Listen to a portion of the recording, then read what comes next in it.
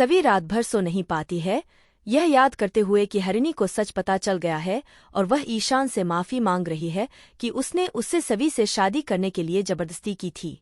उसे ईशान के वे शब्द भी याद आ रहे हैं जब उसने उससे तलाक के कागजात पर हस्ताक्षर करने और जल्द से जल्द उन्हें वापस भेजने के लिए कहा था।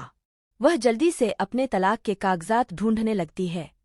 हरिणी उठकर पूछती है कि वह क्या ढूंढ रही है। सवी कहती है कि तलाक के पेपर्स उसने उन्हें अपने बैग में रखा था। हरिणी का कहना है कि शायद ईशान ने सवी का बैग चेक करते समय उसे गिरा दिया होगा। सवी का कहना है कि उसे दस्तखत करके ईशान को वापस करना होगा, वरना वह सोचेगा कि वह जानबूझकर देरी कर रही है। हरिणी उसे पूछती है कि क्या उसने नर्स से पूछा है कि क्या उसे कागजात मिले हैं।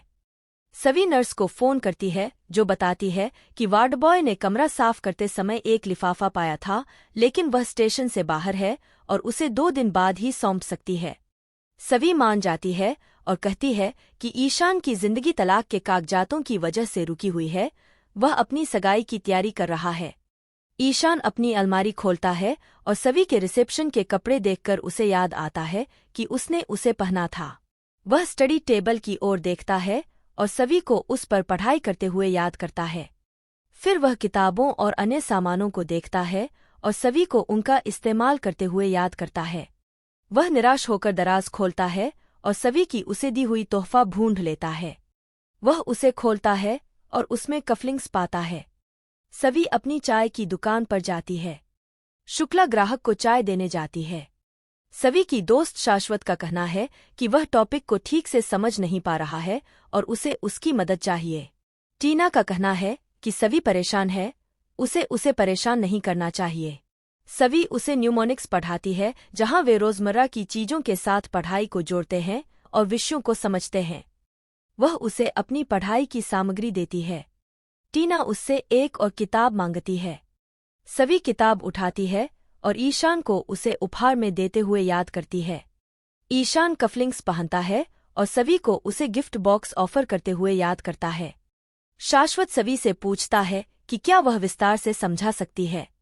सवी का कहना है कि उसे कहीं जाने की जरूरत है। एक अन्य छात्र उसे ताना मारता है कि उसके पास बहुत समय है क्योंकि वह अब और पढ़ाई नहीं करती है और हर समय चाय की दुकान पर रहती है। सवी का कहना है कि यही समस्या है, अब उसके पास बहुत काम है और वह वाइस चांसलर से मिलने के लिए निकल जाती है। रीवा ईशान से कहती है कि वह हरिणी से मिलना चाहती है और इस मुद्दे को समझने और ईशान को सवी के साथ रहने के लिए मजबूर न करने के लिए उसे धन्यवाद देना चाहती है।